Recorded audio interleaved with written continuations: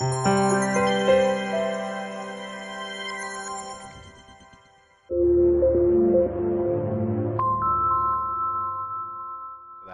I thought I'd do is give you a quick background on me. Who the hell am I? How to get to Odesk, and what was my path there. I think there's a couple of valuable lessons in there, and you know, we're all the sum of our experiences, and I think what I bring is some wisdom from a lot of experience. People say, how'd you learn so much? I'm like, well, I've been around a little while and I've seen a lot. I have a lot of stories because I've lived these things, and I think there's some value in that. And then I thought I'd tell you a little bit about Odesk, and maybe just a little bit about sort of the jungle, the dirt road, and the highway. You know, taking a company from the jungle stages with machetes and everybody in the room, everybody making all the decisions and wearing all the hats, to everybody can't wear all the hats because we're 50 people, to we're 150 people with 300 consultants that we're using from our own network. So effectively a 450 person organization. What do you do then, and how's the landscape change, and why the hell did we merge with the number 2 competitor in the space? I'll pause there, and then I'll kick it out to you and say, what should we talk about? Hopefully there's enough context in all of that. We can find a couple things that'll be interesting. So I was in manufacturing, an industry that was going like this, and I started reading about technology that was going like this. I was living on the East Coast, and my wife said, you know, New York is kind of for the birds. We should go out west. Nice weather, technology's booming. We moved out here. I took a job with a company called Pure Software. Pure had a beautiful product called Purify, runtime error, memory leak detection. Developers needed it. You could put it in their hands. It was a puppy dog to sell. Once you put it in their hands, they had to have it. And then you could go to the VP of engineering and say, look, all your guys have this. They want it. What do you say we roll it up for everybody? Pure went public in the mid-90s. We merged with a bunch of companies and ultimately got acquired by a company by the name of Rational Software. And I stayed on that whole time, going from employee number 20 at Pure to employee number 700 at Rational. And it was just a really exciting ride because the company was essentially doubling every year by acquisition. And when Pure got acquired by Rational, I got invited to leave Pure and go help start a little company with the founder of Pure. And I didn't think it was a great idea. And in retrospect, that was a huge mistake because that company was Netflix. The founder of Pure was Reed Hastings, and the company was going to put DVDs in envelopes. And I remember saying, what the hell are you talking about? Why are we putting DVDs in envelopes? I'm going to Blockbuster. And so, Mark Randolph, who was the other co-founder of Netflix, said, no. Number of DVD players is going to grow tenfold, and people hate Blockbuster, and we're going to send them. I said, you're going to have downloadable bits. You didn't call it streaming then, you called it downloadable bits. And he said, no, US mail. And I was like, that sounds like a great idea. So why did I stay at Rational? Why did I pass on this obviously, in retrospect, great idea? And I think it boiled down to 4 things. And I think this is really valuable because it speaks to why you're all doing what you're doing. First and foremost, it's impact. I think people want to go somewhere where they know they can make a big impact for themselves, for their employees, for their investors, for their customers. And it's even better if you can make an impact for the world. Many of you are doing what you're doing because you care about making a difference for other people. And that's why you're passionate about changing healthcare, or about perfect price, or about better collaboration and communication, or about finding the defects so people don't get hacked or screwed, or things don't crash and cost companies a lot of money. So it's impact. Second is growth and development. People want to go somewhere where they can grow and develop. They want to know more a year from now than they know today. The right kind of people do. The ones that are inquisitive, the ones that you want on your team, want to grow and develop. And we all owe that to our employees, but people want that for themselves. The third thing is good financial reward. People want to make money. Now, some people don't want to make money. They've already made money, and now they want to give back and want to donate all their money, or want to get rid of all their money, or they want to go work for the March of Dimes. But most of us would like to step up to the plate and hit the ball, right? And have some game-changing wealth. And then the fourth thing I call balance. And many of you don't really care about balance. You care more about impact and more about financial reward. But as your career changes and as you grow and you have kids, and your priorities could change, and you could say, you know what, I need more balance in my life. Or maybe you say I need less balance. I'd rather be working more. I'm single, I don't care. Work is what gives me a charge. But those priorities are up to each individual person. And when I was at Rational, when Pure Atria got acquired by Rational, I stayed because I had all of those things. I had great impact. I had a huge job with global responsibility. I was learning a ton. They put me on a leadership team. They paid me a lot of money, including sticking around money to stay after the acquisition. And balance, I liked the people, I liked the job. I had no reason to leave. I didn't want to actually go to a risky situation putting DVDs in an envelope when I had a good situation. So in retrospect, I made a good decision to stay because it was the one that was right for me based on my own criteria. I recognize that now. At the time, in retrospect, I should have taken more risk. Rational got acquired a couple years later by a little company called IBM. And the same thing happened with IBM. Sticking around money, I was the integration executive. I was responsible for merging 1,000 employees into a 132,000 employee organization. Huge growth, huge impact, really good financial reward, and the balance was fine. I was traveling a lot, but I actually decided to leave IBM after 18 months because there was no impact, couldn't make an impact. There was a $14 billion software group number, and my number was $250 million. It didn't matter if I did 260, 280, or 240. It barely scratched the surface of 14 billion, right? Growth and development was steep when I was the integration executive, but then it flattened out. Financial reward was good, but it wasn't game-changing good. It was BMW, jacket, no tie, maybe a house in Carmel good, but it wasn't game-changing good, right? It wasn't Netflix good. And balance, I had too much balance. I like to tell people I had two metrics at IBM, 9 and 5. And they didn't really even matter, meaning as long as you were there from 9 to 5, you were hitting your goals. And even then, you didn't have to be there from 9 to 5. You could leave and nobody knew because it's such a big organization, people can hide there. And that just didn't fit with me. I felt like I'm not ready to go out to pasture yet. It's not bad for IBM, it was just bad for me. So I left IBM and helped start a little company called IntelliBank. IntelliBank was an intelligent bank of knowledge on the internet. So think of it as a WebDAV interface on your desktop where you could drag and drop artifacts and share them with people. Does that sound familiar? Sounds like a little company called Dropbox. And so we were in IntelliBank, it was 9 years ago, with beautiful product, with workflow, provisioning, check-in and check-out, version control, security to the object layer. Nobody knows what any of this means because it doesn't matter. Dropbox has none of that and they're significantly bigger. So we had a really sweet product.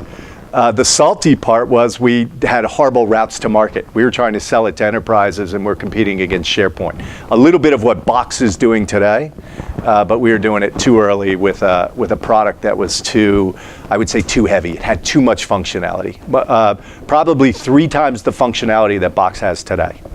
And so that's more like an enterprise sale of a SaaS web-based product. It was a flawed strategy. I was trying to raise money for IntelliBank. I met the fine folks at Odesk, and I actually did not come up with the idea of Odesk. I wasn't even smart enough. It was along the lines of Netflix. I was like, well, this is good. I don't know how good, but I like the guys, I like the investors, and I came in with the A round of funding. So I joined 2 co-founders who had a great idea, and I joined them as the business guy or as the operator to help these technical co-founders bring the company to market. And so we raised $6 million in an A round. That was at the end of 2005. And at the time, we were sort of a hands-on, similar to your challenge of it's not going to scale. Like, who was saying that? Like, your high-class problem was you have customers, but you realize that it's too hands-on. That was Odesk in the beginning. Well, I'd like to call it hamsterware. It looked like it was automated on the front end, but behind the scenes, we had little hamsters on wheels. You would come to our website and say, I need a PHP programmer, and your request would go to Sandy, who sat next to me, and Sandy would look through our database of resumes and send 3 to you to make it look like it was automated. Sandy was our search engine and matching algorithm.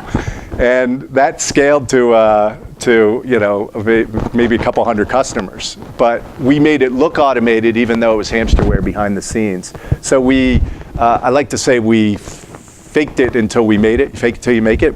that was a good strategy for us. And so Odesk was sort of very high touch, high relationship. We would talk to every client. We would talk to every worker, and we would screen to make sure that we were delivering this quality relationship. But similarly, we realized that wouldn't scale. And so we had to make a tough decision to say, look, we're high touch, but that's not going to be a scalable business. We're essentially going to be a staffing firm with an internet back end. We need to make this more automated. And the way we made it automated was we actually took ourselves out of the middle and said, the only way we're going to get to even low touch is to go no touch. And just cut the umbilical cord and go no touch. So what we did was we built a marketplace where companies who needed work done could hire, manage, and pay remote contractors from all over the world.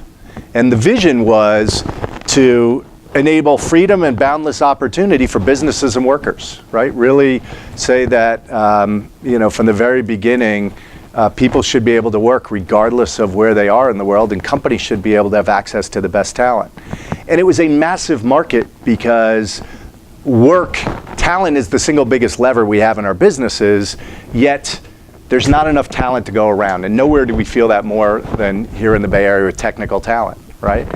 It's competitive, it's time consuming, it's expensive, and the thing that we don't have is time and money and the resources to get everything done that we need to get done. So why shouldn't you be able to leverage the internet to find the best talent regardless of where it lives? And if you think about it, it's a lot like e-commerce. Amazon and eBay, find the right good, get delivery of the good, and pay for the good all via the web without having to go to 5 stores to find the thing that you want. Well, we said the same thing should apply for work. Find the right worker, get delivery of the work, and pay for the work via the web. Why shouldn't you be able to do that as opposed to getting the worker to come on site to your shop, right? And it makes all the sense in the world because for all the same reasons. It gives you greater choice, greater price leverage, access to talent outside a 50-mile radius of where we're sitting, less competition. And very similar to e-commerce, it's not necessarily for all types of work, nor is it for all businesses. There's a lot of people that don't like to shop online. They want to try clothes on, they want to touch the good, they still like going and physically getting it. As a matter of fact, after 20 years of e-commerce, does anybody know the number, the percentage of goods bought online versus on-site? So take the sum total of all goods in the US, what percentage of goods are bought online? 10%? Anybody else? 2 or 3? I thought it was like 30. It's 6%. It's 6% of goods are bought online after 20 years of e-commerce. So let's just play the tapes forward and say, after 20 years of online work, is it conceivable that out of every 100-person company, is it conceivable that maybe 6 people, 5 people, 3 people could come to work via the internet as opposed to driving on one every day and sitting in your office? And we looked at it and said, yeah, that seems like a no-brainer. Odesk was 150 employees with 300 full-time equivalent contractors. So we were 2-to-1 contractors to employees already. So that's 60% coming to work online. Is it believable that a couple of percent could come to work via the web? And if that were the case, is that a big market? Is that a juicy market? Is that a market that you could reach and sell that market? And from the very beginning, we said, this is a no-brainer. Let's do that thing, right? So we went no touch with the business, and we focused everything on creating a great experience to enable you to come in, find and match, contract, what are you going to do and what am I going to do? Manage the worker as if they were in your same office. That's the delivery part. How do you know that you're getting delivery of something good? And how, if you're going to be in Michigan or Estonia or Russia, wherever you are we going to get, how do I know I'm getting a good product, right? How can I watch the work or see the work as if you were in the same office? How can I manage you by walking around via the internet? And then how am I going to pay you? What about payment and moving money and statutory and compliance and everything that goes along with that? And we consciously made that decision to create this 2-sided marketplace of workers and businesses with a very simple strategy. We said if we match you with a great worker and deliver a great result, then our strategy is very, very simple. It's more jobs, will bring more workers, and more workers will bring more jobs. And if we can get the best workers, then we'll attract more jobs. And if I knock your job out of the park, well, guess what? You'll post another one. And then we'll be able to get more workers. And if those workers are good, then we'll attract more jobs. And we just need to get this flywheel going. And in the early days, we got the flywheel going by hand. We would hand match everybody. We would screen every client. We would screen every worker and make that great connection. But as we got ourselves out of the middle and created more of the eBay-like experience where I'm selling a watch and you're buying a watch, but eBay just plays the market maker role in the middle, how do we do that and deliver a good result? Or you don't get a fake Rolex. And work is really, really subjective. I mean, in our own world, on-premise world, flip a coin as to whether or not you hire the right person. How are you going to do that in a remote world? And we figured if we could do that successfully, we would create a massive moat that would be hard to replicate. So fast forward the tapes, it worked. We went from high touch and a 30% VIG, markup on work, to 10%. We lowered our rake because we said if we're not going to provide all this touch, that's probably not as much value. It's a lot more scalable, but we can't charge 30% if we're going to kind of take ourselves out of the middle. People will disintermediate you for 30%. They won't for 10. They might, but they'd cut you out for $1. So those are people that are going to disintermediate no matter how much it is. And essentially it worked. In 2013, we crossed $1 billion of work. We're the largest company in the space. We passed Elance in 2008.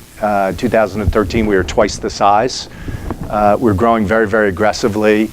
The market is waking up to this now. The reason why is because of the economy, the internet, globalization. I would say that demographics play a huge role. Generation Y grew up online. They're comfortable working online. The world is comfortable now with remote work. And all of these are fueling this market, only making it bigger. Why did we decide to merge with Elance if these things are happening? Well, what happened was Elance was more in a fixed price business. What Odesk did was we best replicated the way that work happens in the offline world. And the way that work happens in the offline world is most of us get hired and fired based on our results, but we get paid based on our time, right? So you go to work every 2 weeks and you get a paycheck if you do what you're supposed to do. Elance was built more on fixed price. Build me this widget and I will pay you for this widget. But what happens if you build me this widget and the color blue is a little bit off? Well, I'm going to come back to you and say, hey, could you rebuild the widget? I need a different color blue. Or, you didn't make it quite long enough. Or, I changed my mind. I want a different shape of cap. And if you don't do these changes, I'm going to give you bad feedback and you're going to struggle to get another job. And the things that work well for fixed price are things that are very well spec'd, which tend to be things that are very small in scope. $100, give me a logo, build me a simple website, things that are very simply scoped. And the more complex, the harder it is to get it right. A lot of those projects fail if it's not spec'd properly. And then you have a lot of disputes and dispute resolution and all of this for a $100 job where you're getting 10%. That's a hard business. In an hourly business, if you make a good match and you add value after the match in the form of manage and pay, that like I was talking about earlier, that's more like an ADP business. That's more SaaS-like. I introduce you, now you're working together, you're going to stay on our platform because we're adding so much value after the match. And that turned out to be a better business model. So 90% of our work was time-based. 10% of Elance's work was time-based. Most of theirs was fixed price. But however, over the years, they realized when we were twice as big that we had a better business. So they started copying what we say, copying what we do. Not too dissimilar from Lyft and Uber, Grubhub and Seamless, Trulia and Zillow. And so there wasn't a press mention that mentioned Odesk that didn't also mention Elance, and vice versa. There wasn't Elance that didn't mention Odesk. And knowing that the businesses were dissimilar but getting more similar, and the fact that capital is cheap and they were raising a lot of capital and not afraid to spend it. They were outspending us on marketing 3 to 1. This was an opportunity to put 1 and 2 together and create a single company with all the wood behind one arrow. We're going to the same place. We used to be going there in a different way, but now we're going in the exact same way. And knowing that it's going to be competitive over the next few years, and 5 years from now, there'll be a number one and a number two. We'll be number one, they'll be number two. But if you put them together now, you could have a much better outcome for both companies without all of this competitive cost and lack of synergy and leverage in the meantime. So I approached them last April and said, you know, we should really put these companies together. We're going to the same place, we're doing the same thing. We used to be different, now we're more similar than different. Let's put them together and one could equal three. And while they were interested in doing that, we just couldn't get a deal done. That was last April. I went back in October and said, you know, this isn't an if, it's a when. It could be a year from now, it could be 2, it could be 5, but the longer we wait, the harder it's gonna get, right? As we get bigger, we go public, you get bigger, you go public. Putting 2 public companies together just with the antitrust alone would be a significant issue. And it just seems silly to have 2 IPO processes. Like, why do you want to pay 2 bankers and 2 lawyers and 2 of everything? The costs on that alone, there's tremendous synergy there. Fabio, the CEO of Elance, was interested but still not sold. And I said, Fabio, I'm so convinced that this needs to happen that I suggest we put the companies together and you take it forward from here. Why don't you be the CEO? And it took him about 11 seconds to say, let's do that deal. So the issue was that they didn't want to be acquired. They didn't want the number one company to acquire them, shut everything down, get rid of all their people, and carry things forward. And quite frankly, that's what would have happened. As the CEO of Odesk, I believe we had the best executive team. And Fabio doesn't disagree because the new co, Elance Odesk, is all of the Odesk executives with Fabio at the helm. So it's really the best of all worlds, and his best people stayed. Why? Because he's the CEO of the new company. So this was a way to put 2 great companies together with only 12% overlap of customers, right? When you start looking at the data and you start realizing how similar yet dissimilar the businesses were, this really made great sense. We'd built a payment platform.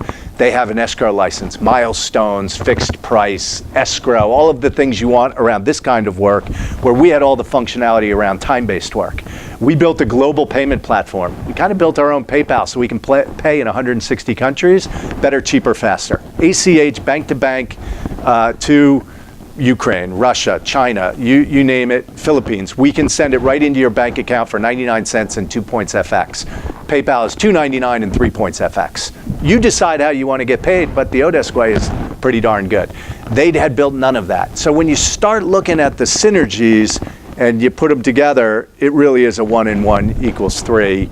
It's a great grower, going to the same place, lots of cost synergies, and that's why we decided to put the companies together. And now the goal is to get both companies as one public as soon as possible. Very similar to Grubhub and Seamless, 2 food delivery services.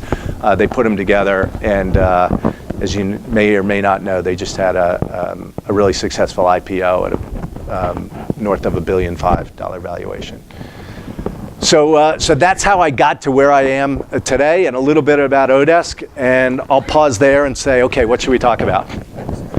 Where's freelance fit in this? If you get a freelancer, they just change to freelancer, right? Yeah. So the next competitor in the online market place or workplace business is a company called Freelancer. Freelancer is in Australia. It's run by a guy by the name of Matt Barry, who's a Stanford alum. Really scrappy guy. He deserves a tremendous amount of credit for acquiring all of the bit players in the space, buying the domain freelancer.com for about $100K. Genius, because the SEO ability of that word is like off the charts, right? And they IPO'd in December on the Australian exchange, and they're trading at about a $600 million market cap. They're 1/10 the size of Elance Odesk combined. 1/10, yeah. So it's a fraction. It's interesting. I just kind of realized they send a lot of newsletters.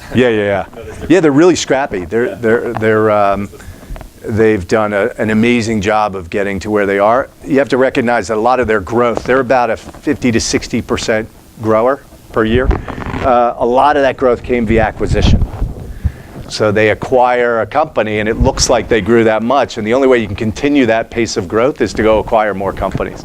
So they're being very acquisitive. Their back end, what is it? Do they have the payment processing? No, they've got a bit of a different business model. They're more like charging for the match up front. So you pay $10 to post a job, you pay $20 if you want a premium job, you pay to bid. So you can monetize the match, you can monetize the manager, you can monetize the pay.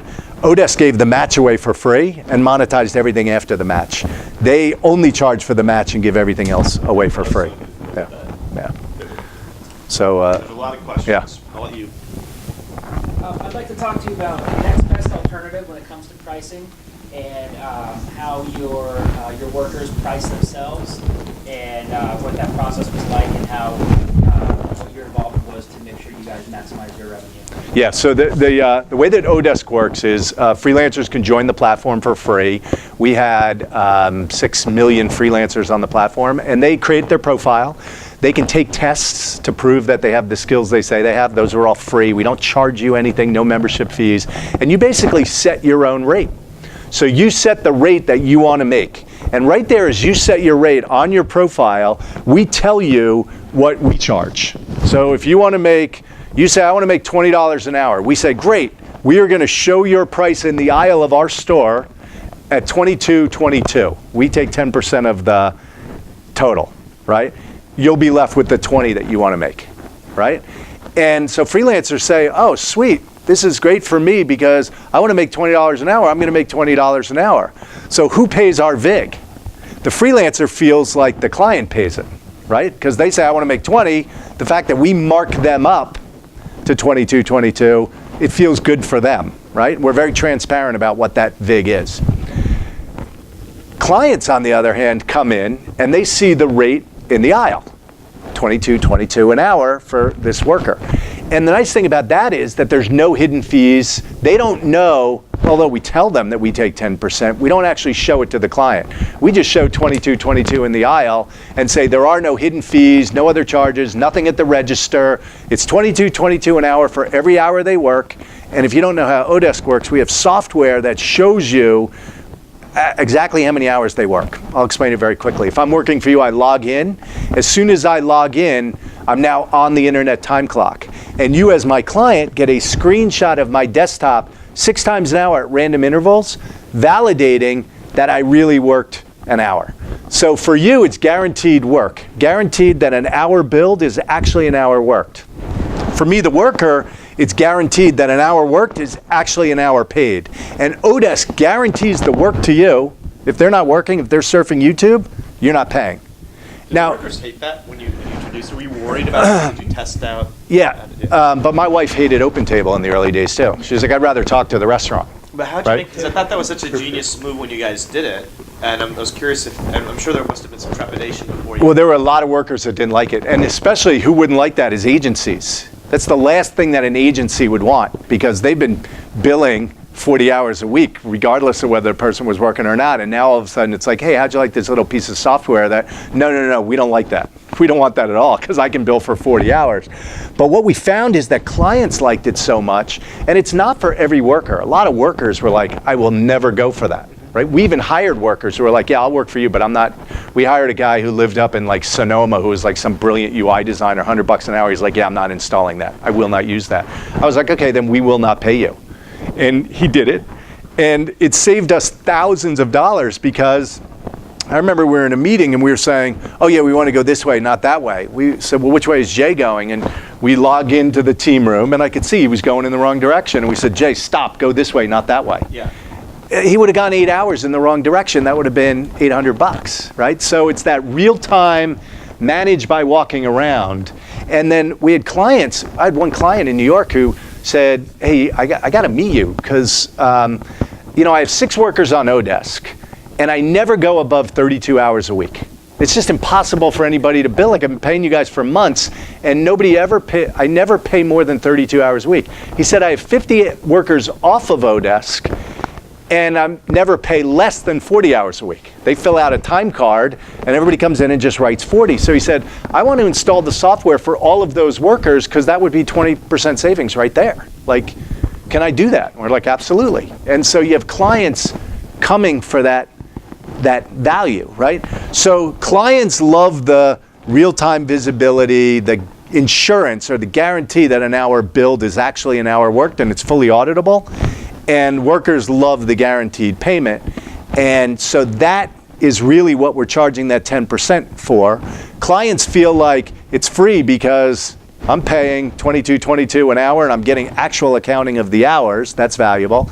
And the workers feel like, hey, I want to make $20 and Odesk marks it up. The client pays the $222. So neither side really felt like they were paying for that value. And it was quite sticky because of all the reasons I said, that guaranteed work and guaranteed payment. But also if you had one worker in Ukraine, maybe you could figure out a way to pay them. But if you have 10 workers around the world, just let Odesk pay them. It's a pain in the neck. How am I going to move money to them? And how am I going to, am I compliant? Are they allowed to work? Or do they need some special paperwork? Like somebody's got to protect me on all of that. And we do all of that, right? So a long-winded answer, but we figured out that 10% was a good price. The way we showed it was transparent, although it was a little bit opaque because both sides felt like the other side was paying.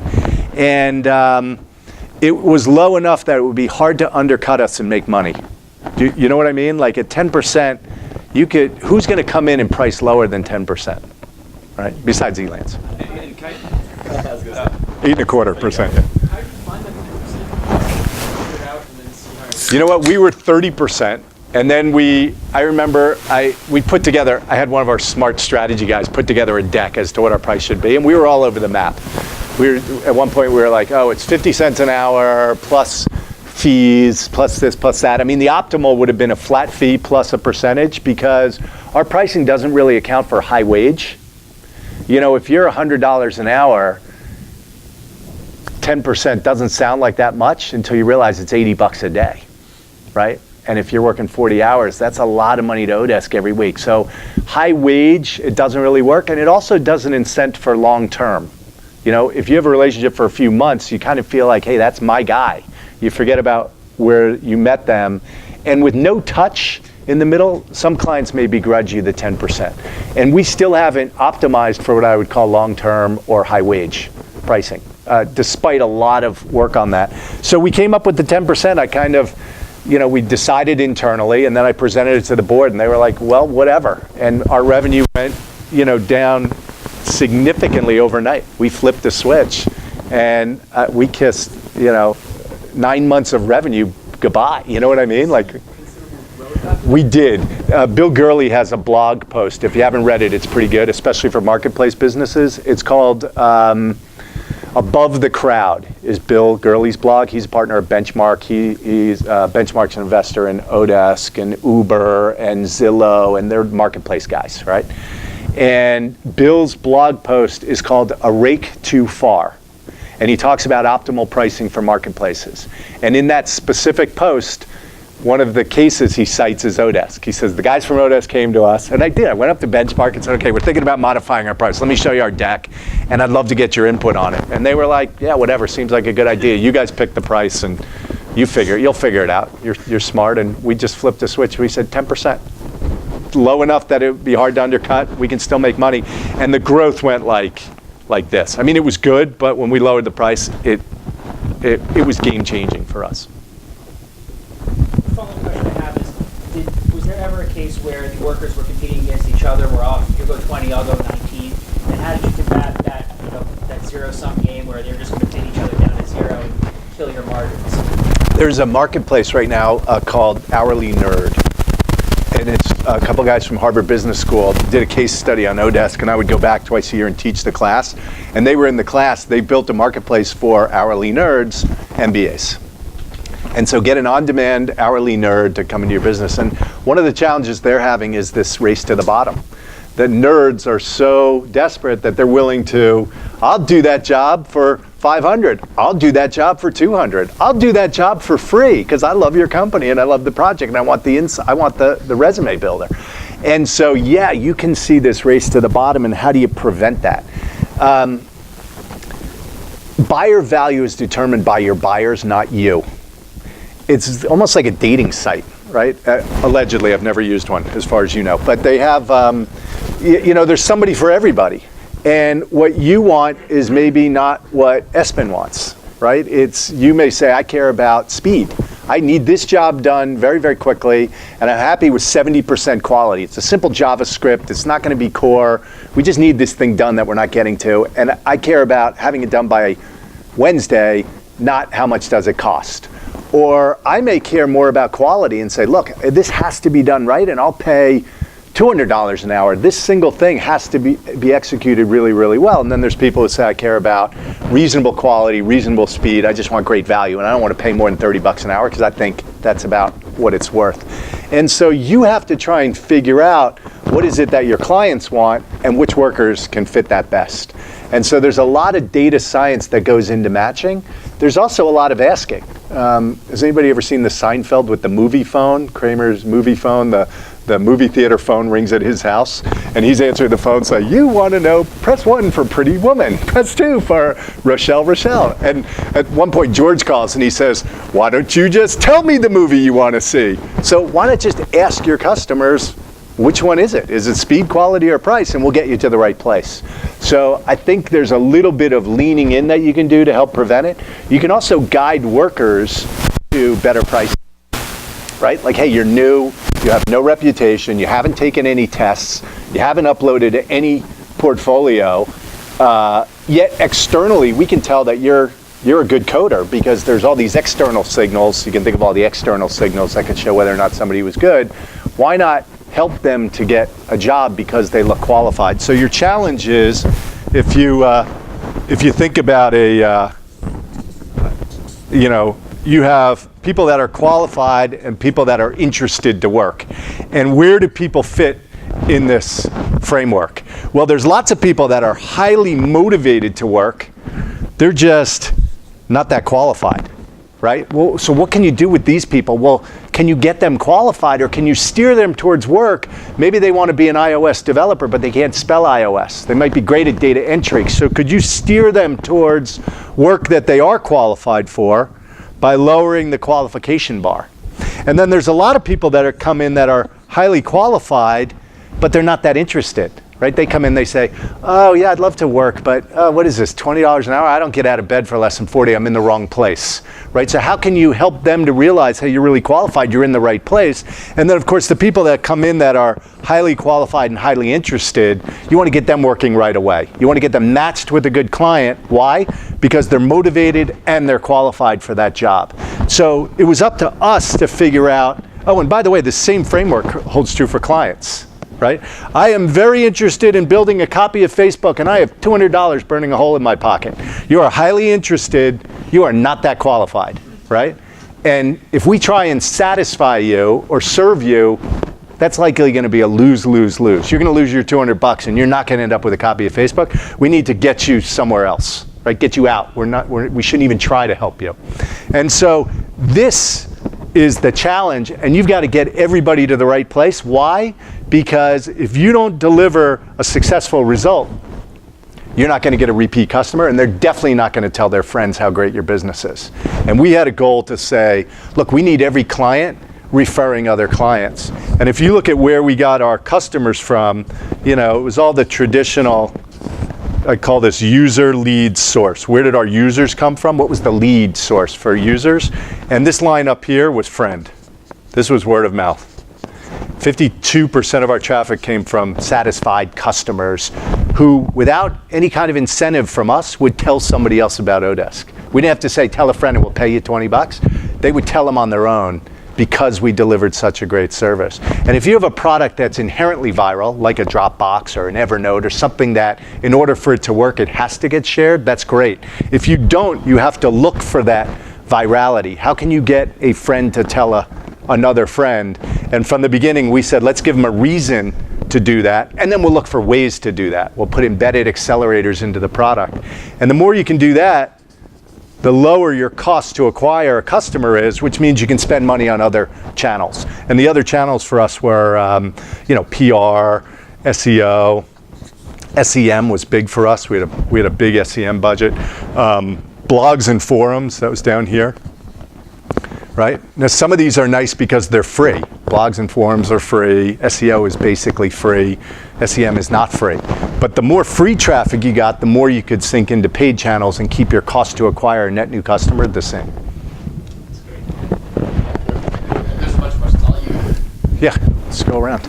It's not as glamorous, but could you talk a little bit about quality, and particularly, I think, what piece of it is subjective and what piece of it is objective, and how you get clients and sort of supply and demand to sort of agree on what's quality? Yeah. Remember earlier I was saying guaranteed work and guaranteed payment? The nice thing about our business model was that it kind of replicated the way that the real world works. If you hired me to come in to Karam Health and say, Gary, we need you for the next 2 weeks to do some strategy work for us. There's two ways we could work. You could say, come in, go do this study with these components and these elements, and we'll pay you $5,000 at the end of the study. And once you deliver this package, we'll pay you $5,000. That's one way to work. It's fixed price. And I would agree on the specs and say, sounds good, I'll deliver that. 50-page report, and you'll pay me $5,000. By the way, you would have way overpaid. Or you could say, we're going to pay you $20 an hour, and we need you to do this work. And for every hour you work, we're going to pay you $20. Let's say we picked the second way, and after a week, you said, hey, checking in, it's Friday, let's see what you've done this week. And you look at my work, and hypothetically, it's really bad. And I have 30 hours in it this week. At that point, you have a choice, right? You could say, wow, 30 hours in, we have to coach them, we really have to give them a lot of guidance and try and get this thing back on track. Or you could say, you know what, let's just cut bait. Let's just not throw good money after bad. This isn't going to work out. I know we said a month, but it's not going to work. What would you do at that point? What would I do? Yeah. Probably cut bait and take what we had and work with it and maybe find someone else who can pick it up. And what would you owe me? For the work you did, unless we had a contract that guaranteed. That's exactly right. And so in hourly based work, I was there, I sat next to you. I in fact worked 30 hours. I just didn't produce 30 hours worth of product. The quality was poor, or the quality was okay, but I did in 30 hours what you could have done in 5. And so you realized that there wasn't good value there, so you would say, don't come back next week, but here's a check for $600. We agreed on $20 an hour. I worked 30 hours. The fine state of California would say, pay the man. So right? It's really my assessment of that piece of work, that piece of quality. There's no sort of like overriding. Not in time-based work. Not in time-based work, it's did I work an hour or not?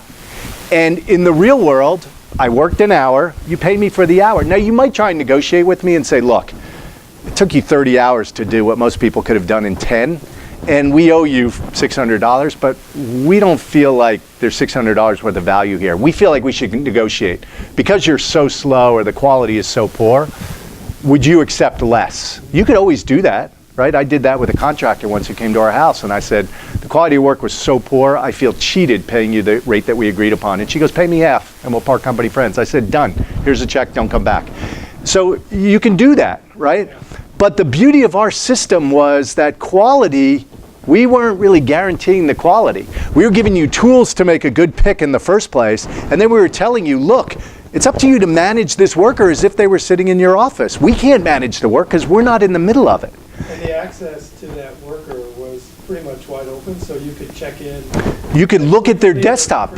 I could look in real time and see exactly what you were doing every 6 times an hour at random intervals. We also had chat and communication and collaboration and wiki and shared documents and specs and everything in the system, including the contract. What are you going to do and what am I going to do? So disputes for us were very minimal because you could dispute the time, say, hey, this guy's billing me for 40 hours and I'm looking at his work diary and he's surfing YouTube the whole time. That's an easy one. You don't have to pay. He wasn't working, he was surfing YouTube. But hey, I didn't get what I wanted in 40 hours. Well, that's too bad. What would you do in the offline world? So, there, you know, in our case, you can't tell someone who's in the middle of a bypass, you know, you're really doing that wrong. So why don't you stop? Yeah. And we'll find someone else to do it. So that's a fixed price. It's fixed price. So would you say that in a fixed price, you have to get both sides to agree to one audience? Yeah, you do. And it's a lot harder business. It requires really tight specs. It requires milestones. Like, don't do the whole thing. Why not? How about after the pre-screen, you get paid a little bit, and then after the incision, you get paid a little bit more, and then after the new knee is in, we'll pay you a little bit more. And when the patient is walking and it's not infected, we'll give you the rest, right? So it's really evaluation. The procedure, it has to be beginning, and then there's return to work. So I guess Yeah. there are those things you can agree to, but the definitions have to be tight. Yes. You have to be really clear about them. Yeah. Moving on. We had some over here. So I was going to ask a question about pricing, just to follow on there. So we've had a bunch of two-sided marketplaces that we've either reached out to or reached out to us about helping them on the supply side set the price. So Airbnb, Eventbrite, Threadflip recently, which is a women's Yeah. marketplace. They all have this challenge that somebody comes onto the platform and prices things wrong for a variety of reasons, they're different in every case. Do you, so Andy Mowat at Elance Yeah. thought that Elance and Otis was a bad place for this because the market is so liquid. Just wanted to get your thoughts. Yeah, but at the high end, it's not like there's people on Odesk that say, there's one woman that says, yes, I charge 5 times what most people charge on Odesk. I'll code circles around them. She made 130 grand last year. So for the good quality stuff, there's, you can charge whatever you want, right? You're in demand. And maybe it's more competitive in some categories where the work is less differentiated. Yeah, I've hired 25 people on Odesk. So Yeah. it's like he hasn't some of the months about it, but it's always been great experience. But I think that, if you look at the other marketplaces out there, whether it's Crown Health or Nearreach, figuring out, Odesk really steps away from setting the price. Like you can set whatever price. Well, you do help people say. We do. If you have 0 stars, you probably shouldn't charge 20% more than everybody else. Yeah, you want to get started, you might consider lowering your rate, trying to differentiate your quality by taking more tests, by building your reputation. The average worker on Odesk increased their wages 200% in 3 years. The average worker. In terms of both hours worked and Rate only. Yeah, just rate. So if we just look at rate, rates go up dramatically, and even more for great workers, right? Guy in Bangladesh comes in, starts programming Java, he's $5 an hour. Within 3 months, he's $30 an hour, because he's worth every penny. That's the beauty of the open marketplace. But you try and steer people towards, you're $100 an hour, you're not getting any work, you might think about lowering it. There was a writer who I just happen to know, she's one of our great case studies, but she got cancer, lost her job. She started working on Odesk at $15 an hour. She was just happy to have the work from her home in LA. And within 6 months, she had too many clients. She had 8 clients. She's making $45 an hour. She could fire her least favorite clients. And she loved the fact that she could vary her work, right? And then we offer insurance plans. She gets guaranteed issuance, end. And the rest is history. She came and spoke to the company. There was not a dry eye in the house, right?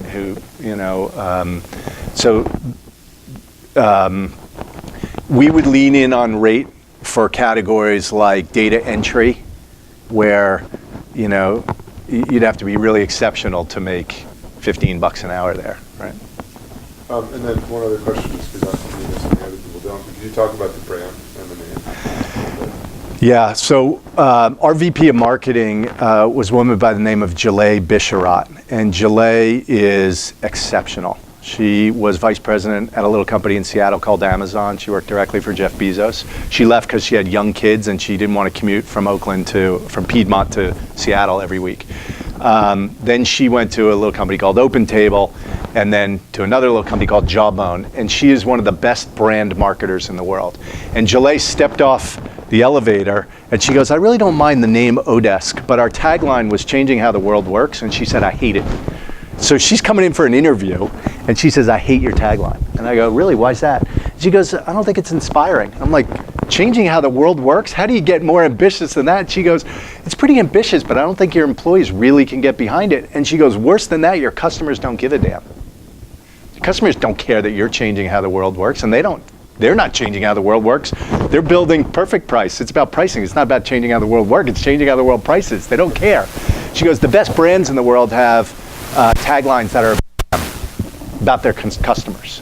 Nike, just do it. right? And so she does this whole thing about brand, and we ended up rebranding, re-imaging, new colors, new fonts, new logo, new taglines, everything. And so Odesk, I think, and Elance will tell you this, said you had a better brand. The brand has a phenomenal perception, right? It's about loving the way that you work. Like companies love it, the contractors love it, the employees love it. It's about them, and we built a whole brand around that. Now, Elance is a better name. The brand wasn't as strong. The brand awareness of both of our companies was about 3% unaided, meaning if you go out and do a random sampling of people in the world, only about 3% know either brand unaided, right? Meaning without any help. And that's pitiful. So the name of the new company is now Elance Odesk, and that's only because we put the deal together pretty quickly, and there wasn't time to pick one of the names or a new name. I think that you couldn't find a better person in the world than Gillet, who's the Senior Vice President of Marketing for the combined company, to figure out what the right brand name and brand should be going forward. Odesk was zero desk, no desk, world desk. It was about the fact that it's really not about an office, it's about the quality of work, right? It's not about the 9 to 5, it's in the work itself. And that was our vision from the beginning, and Elance obviously was a play on freelance. It was Elance because it's E and you're lancing. The new name is Elance Odesk? The name of the new company is called Elance Odesk. Type that in there. And it's more of a sort of a placeholder, I think, until they figure out, is it going to be Elance or Odesk or something completely different. So on the topic of branding, two-sided marketplace or two-sided marketplace, and we're having some challenges in thinking about how to market our marketing and our image and our website, landing page, FAQ, either to one or the other, both of them at the same time. So how did you get around that problem with the insight? Who's paying? Where's the money coming from? Yes. What side is harder to get? Right. So there's. I can share the deck with you if you want to connect with me on LinkedIn. There's a professor at Harvard who does a whole two-sided marketplace class, Andre Hygo, and he's got a great deck where he talks about branding and pricing, and I think I'm allowed to share that with you. If not, I'll just share the 1 or 2 slides that are on this specific thing. But he talks about how nightclubs started having ladies' night. Ladies get in for free and drink free, and then what happens? Guys come and they pay $20. They more than offset the cost of the ladies. Well, why do men come? Because the women are there. So they figured out, if you can get one side, will it bring the other? And so you have to figure out, what side do you need to get to bring the other? And for us, what side do you think it was? Yeah, our limiting reagent, the answer is it's both sides, right? But our limiting reagent was jobs. We have to pay to get jobs. You don't have to pay to get workers. If you get good jobs, the workers will come. And when did you figure this out? Pretty early on. You know what? But we had to, as I said earlier, we had to get the flywheel started with both sides. We needed chickens and eggs. And so for you have to figure out, what do you need first, the chicken or the egg? And then you have to figure out how to fake the chicken or fake the egg. You know what I mean? So we figured out, we need jobs, and we're going to have to fake the chicken. We're going to make it look like we have a lot of workers that we didn't really have. And then we had to go out and get more workers. And then when we got more workers, then we get more jobs. And so we had to get both sides going. And there were times where we didn't have enough workers to fill the jobs. It was a high-class problem. We were going to the workers who were already in our system saying, do you have any friends? And lo and behold, they did have friends. We had this one guy, Evgeny, and I use him as an example all the time. He was in Omsk. And all of a sudden, Evgeny is making 30. If somebody had a computer, I could show you this guy's profile. It is phenomenal. You could see he starts at $6 an hour. He goes to 12, he goes to 18, he goes to 24, he goes to $35 an hour in the marketplace in like 3 months. And now he's making $30, $40 an hour. And then all of a sudden, he starts a company called Q Code, and all of his friends start coming in and working with him. And he was kind of like a mob boss, where he was saying, I'm sure his friends were like, dude, you never leave the house. You're sitting around in a smoking jacket. You've got a BMW in the driveway. What are you doing? And is it legal? And he's like, how would you like to make money too? come work with Q Code. How much do you want to make? You want to make 20? Great. And he'd bill him out at 25. And you started seeing these guilds and these affiliations where they wanted to bring their friends, like, quit your job, quit getting on the bus to work every day. You can have a BMW too. It was a little bit of the multi-level marketing where, and then you have these really enterprising guys come to us saying, I want to own Omsk, Russia. Omsk is my territory. I will get all the workers in Omsk, and I get $1 an hour from all of them. And we saw that in the early days, but we didn't care because it was, they were bringing the best workers, and their reputation was contingent upon them bringing good workers, right? And then we started getting into issues where people say, look, I bought this guy into the marketplace, and now he doesn't want to work with me anymore. We'd say, that's not our problem. Like, if you're not adding enough value, he should be able to work for himself. Like, if he doesn't need you anymore. And then they'd say, well, then he shouldn't be able to bring his reputation. And we ended up in this whole big thing about, oh, does the reputation stay or does it go, or who gets the, so anyway. Just last Yeah. continuing on that, what did you do about market segmentation? So you had all these different types of jobs, different types of Great question. I think this is worth talking about. That's a great question. Yeah. So we, if you look at think of our business on 3 dimensions. And if I showed you a deck from 2006, this exact same picture is in there from 2006. This is the basis for the HBS case. Think of our business on 3 dimensions: size of client, type of service, right, the vertical, and location. And it's location of not only the worker, let's do the client above the curve. Client, the buyer of the work, and the worker. Where's the worker, right? So very early on, we looked at our business this way, and we said, where are we going to focus? And if you think about size of client from extra small up to extra large, Salesforce.com was focused where in the beginning? Extra small. Why did they go to extra small? Because they had to get basically adoption space. Yeah, Siebel was playing up here, and now all of a sudden you march into Cisco and Merrill Lynch and Fortune 500 companies and say, hey, Mr. CIO, how would you like to put all of your customer data in the cloud? The CIO of Merrill Lynch would say, how about you get the hell out of here? Like, I just spent $17 million on Siebel. We're still customizing it and implementing it. I'm not putting my customer data in the cloud. Merrill Lynch is putting their customer data in the cloud today, right? So they went after an untapped blue ocean market that was massively underserved. Act, Goldmine, all these small niche products in there. And they said, we're going after this hill. We're going to claim this hill as our own, and then we'll move up. And we followed that same strategy. Odesk had over 1 million clients, and most of them were less than 100 employees. So we went after the extra small of the market. Why? Well, because I could reach them for practically free. I didn't need a sales force to call on them.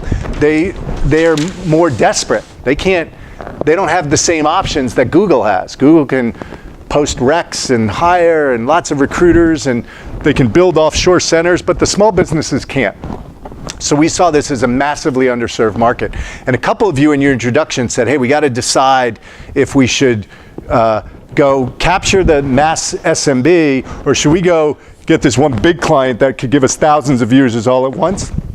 And you really need to decide your routes to market because you serve these markets very, very differently. Enterprise isn't bad. It's just that it's going to be high touch. You're going to need a salesperson. You're going to need account management. You're going to need negotiation, contract, everything. And then you run the risk of that enterprise client pulling you in a completely different direction. Xerox called us very early on and said, we love this. We want to put document services workers in the cloud. Now, who's responsible if a worker cuts their finger on a knife while they're working on Odesk? And I said, you know what, Xerox, we'll be back in a few years. You're not ready for us yet. Yeah, I don't have time to talk to Xerox HR, right? Like, that's not a fit for us. So we said no to this and focus on this, and we're able to get over 1 million clients. Much better strategy for us. Now, we're getting aggressively pulled up, just like Salesforce, Google, eBay, Microsoft, Johnson & Johnson, General Electric, all customers of Odesk. Google is spending millions of dollars a month on Odesk. I don't know if I'm allowed to say that. Scratch that from the record. So big companies now are calling and saying, why can't we have our workers in the cloud, right? So now the market's ready for it. And there's a lot of phobia about going from the bottom up because people worried about branding. that you're going to have a low-level brand, that you don't have the whole sales market built up, and that's why people would often say, start from the top.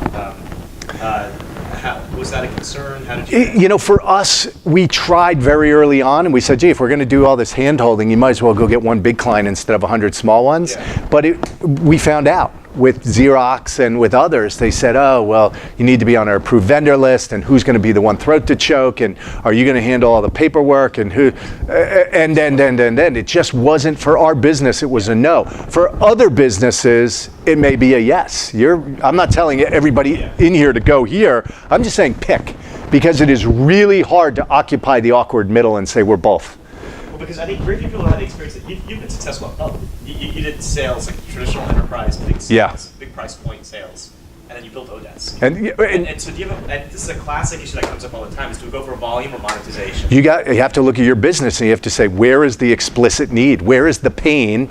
And the difference between explicit and implied is, are they willing to pay for it? And if the enterprises have a big significant need there, I mean, I know a guy who built a very successful company. He had 3 customers. Cisco paid him $4 million a year for their solution. They sold it to, who are the guys that are right over here, very successful cloud? Cloudera? VMware. VMware bought them. They had 3 clients. They had 3 clients that VMware wanted. They had great technology. They weren't going to sell it to anybody. He only had to sell 3 clients. He didn't even need to raise money because Cisco was giving him $4 million a year. That was his funding. So he closed 3 clients and built a very successful business. I know another company that had sold 1 client. They sold 1 bank, and it happened to be the bank that Oracle cared most about. And so... And do you have a bias today? If you could choose... It depends. It depends on your product. Yeah, it depends on the explicit need and your routes to market. And I mean, I love talking about this stuff. I love rethinking that one of the most exciting things about Odesk was the impact that we made in the world and having our customers tell us every day. But it was the fact that I had the guts to say, as a former sales guy, to say no sales. And how do you make that decision? Because so when you're in the throes of making the decision between you can go after a big customer or you can go after volume and little customers that aren't going to pay, I understand that it depends on the explicit need, but tactically, what questions are you asking yourself when you're making that? Well, again, it's context dependent. We have to look at the situation. But let me just tell you about decision making in general. Okay? Great. So, succeed, fail, no action, action.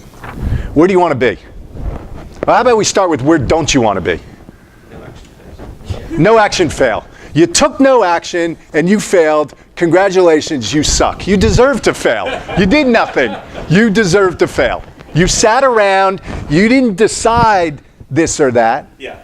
And you said we're going to do both. Yeah. That was in Telebank. Yeah. We were dessert topping and floor wax. We couldn't pick a major. We were like, oh, we're documents and relationship management and workflow and this. We had 60 customers of 55 different flavors.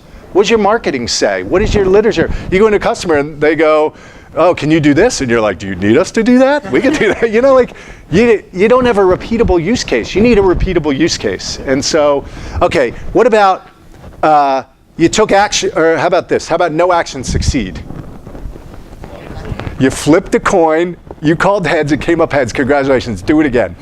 Okay, now do it again. At some point your luck's gonna run out. So you succeeded, but you learned nothing, right? And so you didn't take action. We didn't decide, and the market told us, and we landed a huge customer. Like, no, you don't want to be there. And so whether you succeed or fail, you took action. Yeah. With our pricing, I didn't know 10% was going to work, 30%, 15, 20, whatever. We made a decision, we pulled the trigger, and we happened to succeed. But let's take Netflix as an example. So Netflix, Reed told me this. I had lunch with him, and he said 90% of CEOs are under-focused, and 10% are over-focused, and neither is good. And he says, Gary, you are under-focused. And he said, I pride myself in being over-focused. And about 4 months later, he cleaved, and I like the word cleave because it means to join together, but it also means to split apart. He cleaved Quickster and Netflix, right? Does everybody remember this? They had, you guys. First dropped to 70 something.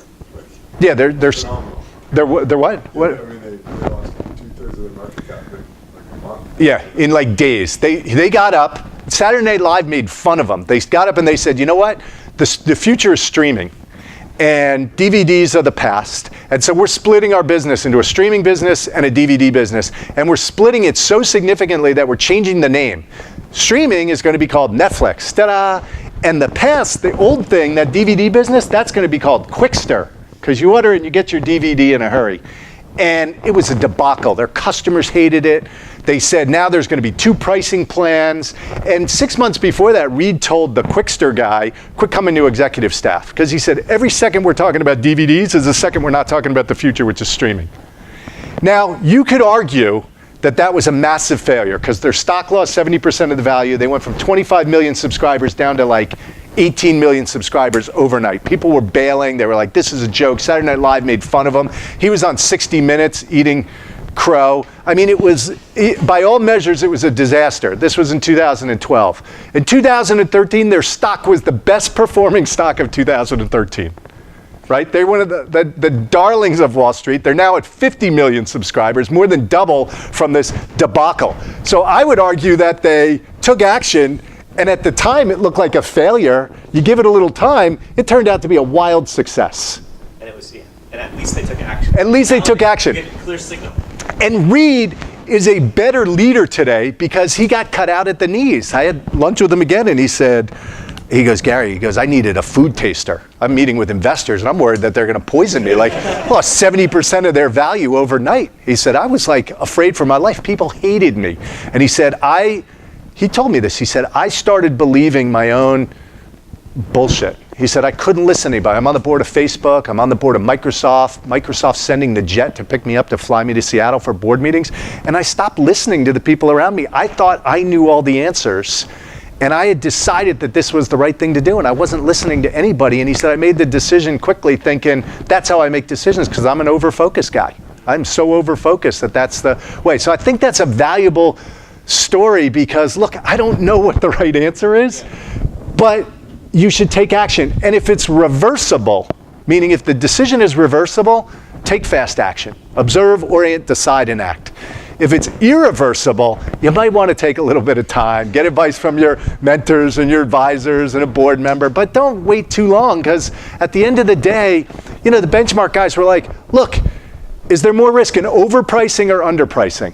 That's what Kevin Harvey said to me. He goes, Gary, do you think for your business there's more risk in overpricing or underpricing today? The answer was overprice, because if we overpriced, there was a chance that we would have faded away instead of burned out. And I was ready to burn out. I would rather figure out, is this a good business or not? I want to hit the wall at 100 miles an hour. I don't want to meander down the path and get there 5 years from now only to find out there's a wall, right? And so that was how we kind of operated. Yes. It was, make those decisions. I don't even know if I answered the question in there because I got so excited about it. I'd like to extend on what you were just talking about right now. We're in a similar situation where we have to make a decision whether we're going to go sell to the big guys or to go sell to the smaller guys. You sell to the small guys, you can do it in 6 months. You sell to the big guys, big, great contracts, amazing, very successful. And with that alone, we're talking about that kind of thing. So the question is, now that you're selling to the small guys, what do you need to do to actually go get the larger customers? Or is there anything that you need to do, or how does that work? Yeah, you need to make these guys really, really successful. Salesforce.com, the first 5 years they were in business, average number of seats per account. Anybody? 5 years they're in business. Average number of seats per customer. 5. 5. Right? After 7 years, 7. They tried 3 times to sell to enterprises. Mark Benioff went to John Dillon, who was the CEO. Mark hired John as the CEO, and he said, go hire enterprise guys, we're ready. And John said, okay, hired 5 enterprise guys. They go knock at Cisco saying, how'd you like to buy this for your enterprise? Get the hell out. 6 months later, nobody sold anything. They just burned through $1 million of cash for 6 very expensive enterprise guys. You guys are all fired. 3 months goes by, and Mark says, okay, now we're ready. Now the market's ready. Go hire more enterprise guys. We had the wrong guys. Now we can go hire the right guys. Hire 6 guys, 6 months goes by, they sell nothing, fire them. They did that 3 times before the enterprises were ready to buy. So the single best thing you can do is pick a major and knock that major out of the park. Knock it out of the park. And if you don't knock it out of the park, then you may be picked the wrong major, and you might have to shift and go try this major or try a different product. But the products are different, the routes to markets are different, the customer acquisition, the servicing of it, When do you know that you're able to? I mean, was that just a timing thing? Like, did Mark Benioff knock it out of the park with the small guys? It just took 3 cycles of sales guys before the big guys were ready, or is it because they weren't servicing the small guys well? I don't think the market was ready. Right. And I don't think their product was ready. Because if you go to, just think about it, for their product specifically, you go talk to an enterprise, you say, how'd you like to put your customer data in the cloud? Is it SAS 70? Is it NOC certified? Is it behind my firewall? So then Is you it build out at the small layer until you built out enough feature and functionality that you can go. Yeah, I mean, they built their product on, I don't mean this in a bad way, but on disposable clients. If you lose somebody for 5 seats, it's it's not going to break you. You lose somebody for 1,000 seats, you nail this huge client with hundreds of users and lots of bugs, but they decide to up and leave, you have to go replace it with 100 small clients, right? So. But just, what about, there's a lot of follow the leader as well. So, if there's a middle client who has a big brand, then the smaller guys in Europe picks a small segment, might go after that brand. They might. Yeah, they might, because now your website says, hey, Google's a client, and look at this, we're putting Google here. If it's good enough for Google, it's good enough for me. Or they might say, oh, Google uses this? Well, that's too big for me. I'm going to overpay. I'm not Google. I'm a startup. I think there's a middle segment, right? Yeah, you have to be careful with reference selling. In certain markets, it's exceptional. Banks fall like dominoes. If one bank has it, the rest of them want it. Insurance companies, they fall like dominoes. Some others don't. They don't care what others are doing. I don't know, right? I never finished this diagram. I should very quickly. In 2007, 4 categories equal 90% of our work. By 2013, that was 50 categories. So very eBay-like. Beanie Babies, Pez dispensers, Rolex car. And we talked about e-commerce earlier. In the early days of e-commerce, we were comfortable buying Beanie Babies, books, Amazon. It's a book. If it gets lost, it's $10. Who cares? We weren't comfortable buying Rolexes and cars. We are today. We're buying big screen TVs today, right? So the market extends. So tickets is another example for eBay. For us, theoretical physicists, bioinformatics experts, lawyers, accountants, we're starting to see hourly nerds. We're starting to see more categories emerge as the world gets comfortable with online work. But in the early days, we said, we got to stay true to the core. Let's go with development. Let's go with tech. As a matter of fact, let's go with the LAMP stack. Linux, Apache, MySQL, PHP, highly in demand, lots of supply, massive global arbitrage, has to be done in front of a computer. That's where the innovators and the early adopters are hanging out. And. All of the evidence said if we focus on that core market, then we can start to get adjacencies. And it worked. You started with LAMP, then why not iOS? And if I'm building it, why not QA? And if I built it, why not documentation and tech writing? If I'm doing tech writing, why not regular writing? And if I'm writing, why not editing? Why not reviewing? Why not logos? And so we just started adding, why not localization? If I wrote it, why not other languages? And so you can see how by sticking to the core, we didn't even have to proactively go out and add Rolexes, and neither did eBay. Do you know what I mean? Somebody said, oh, collectibles. Well, Rolexes are collectible. Why don't I sell one? But in the early days, you didn't trust it was real or that you were going to get the product. But over time, when you see thousands of Rolexes and this guy sold 100, you start realizing, oh, that's a real jeweler. He's got a great track record. There's more.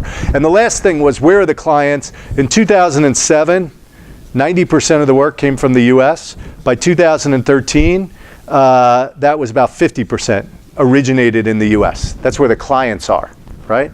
So it was US, Australia, UK, Canada, Germany, and then long tail from there. And the workers were in India, they were in Philippines, they were in the US, Bangladesh, Pakistan, Russia, Poland, blah, blah, blah, blah, blah, blah, blah, 160 countries. But the important thing here is that 80+% of the work crossed a border. Dissimilar from eBay, 99% of goods bought on eBay are from the same geography. They're US to US. Not a lot of goods are crossing the ocean. Maybe a little bit more now. Whereas on Odesk, most of the work was crossing the ocean. That's because of global arbitrage. People couldn't find the workers here, and they were comfortable getting development done offshore, especially when they had control of the work. So by focusing here, our strategy from the very beginning was, let's focus here and expand opportunistically. And it won't even be consciously. It won't even be, oh, and then we'll go to big clients, and then we'll let this. We kind of did a little bit at a time, where now we're here, and the goal from the beginning was to be in the middle of all remote work. But how you get there is really, really important. And this is a lesson I learned at IntelliBank. Don't try and be all things to all people. And the narrower your scope and your focus, the better. How early on were you actually looking at the bigger picture, even though like you said like focus on development, but then you thought about the stuff like you said, like documentation and QA, like, but how early on are you looking into the future? Are you just saying like forget about everything else, I'm just going to care about this core? In 2006 we were thinking about it, we were doing nothing for it. I mean, we had an intern who would do some analysis on the marketplace to look at supply and demand of our marketplace. How many writing jobs are getting posted? What jobs are getting posted? What workers do we have? And what's happening outside of the market as well? Like what's happening on Monster and Dice and Simply Hired, and what else is there some trend that's happening on premise that we're not seeing here?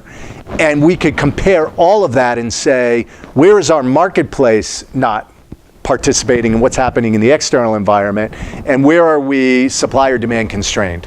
We were doing that kind of analysis, and at the time I called it Hills. And we had an intern who was working on our Hills initiative. Should we be trying to get more jobs in a certain hill or more workers in a certain hill? And no, we just looked at all the external signals. Never like talk to the customer and say, like, do you want QA done by us, like by the current people they're hiring in development, or was it just kind of like an analytical standpoint? It was mostly analytical. We did a little bit of customer survey and segmentation, but I would say I'd be lying if I said, oh yeah, we did a lot of, we took the customer in consideration. We were moving too fast. It's almost like eBay, how soon did they think about jewelry? Well, they didn't. I should actually tell you a very quick eBay story. This guy by the name of Simon Rothman, who set up eBay Motors. He's now at Greylock. And what happened at eBay, when I presented this to the guys at Benchmark, Bob Cagle said, well, don't do what eBay did. Don't think about this too late, and don't think about this too late. You should maybe think about international earlier, or maybe you should think about categories earlier. Because what happened at eBay was they decided they needed categories. Like, wow, people are selling Rolexes and jewelry. We should have a jewelry category, because selling a Rolex next to a Beanie Baby discredits the Rolex. Somebody comes to buy it and they say, oh, it must be a fake. Like, there's $5 Beanie Babies. How could that be a real Rolex? This is not trusted. I'm out of here. So they said, we need to hire somebody, make him a category manager, and give him responsible for all jewelry. So the jewelry guy comes in and says, all right, I need a different experience. I need my own landing pages. My marketplace needs to look a little bit different. I need better pictures. I need a place for certifications. And he creates a whole product list, and he hands it off to eBay engineering and product and says, build me this. We need this for jewelry. And eBay engineering says, well, that's really cool. You're the product guy. Just get in line behind all this other stuff we have for the platform. So that'll be about 14 months before you can have that. And so they started stacking up. They did all the work on these verticals, but they couldn't implement it because they had this horizontal platform that wasn't architected to add vertical expertise. Simon Rothman came in and said, okay, he was the category guy for eBay Motors. And so he went to engineering and said, okay, here's what I need for cars. I need pictures, I need Kelly Blue Book integration, I need this, I need that. And they were like, that's really cool, get behind jewelry, it's gonna be 16 months. Simon went off on his own, skunkworks, hired an offshore team, and built eBay Motors as a standalone separate marketplace. On Odesk? Not on Odesk. I'd love to say, on Odesk, and it would be on our homepage. He did not. And he went to executives and he said, let me show you what we built. He goes, engineering told me to get in line. And engineering was furious. They're saying, you can't release that. That's a side thing. That's something else. And Meg Whitman, whoever it was at the time, said, we're going to release that. We're going to give it a try. Turned out to be one of their single best bets ever. And Simon will take full credit for it, and he deserves it because he executed in a way that was, he get on board this whole horizontal infrastructure. So we, from the beginning, said we're not going to do that. And despite the fact that we said we weren't going to do it, we did it. We went a little bit. It's hard to add another category. It's hard to which I think creates an opportunity for companies to go claim one of these verticals. Like, why didn't eBay just add tickets? You got buyers, you got sellers. They had a category called tickets. Why'd you let StubHub get any oxygen? Or the dating sites. Why did Match let JDate get any air? Why didn't they just add a category and say this is for Jewish people? Like, why'd they even allow them to have a business? It's because you can't do it all, right? You can't. You gotta narrow the focus, even if you're a horizontal. So how much of going up market in the Odesk case where there was a really big human behavior change that had to happen in social acceptance, on both sides of the marketplace, and with eBay, with watches, a friend who runs a warehouse that ships pictures to eBay to Amazon, and people out, people who are comfortable with that. How much of that is just having the financial wherewithal and the patience to wait it out versus, Odesk operates at a scale where you can change the market to a certain extent. You guys never had the ad budget to do it, but how much of that was just we waited, we were patient, we focused on our knitting, and society came to us, and how much of that was, stuff that you could tell you were impacting society?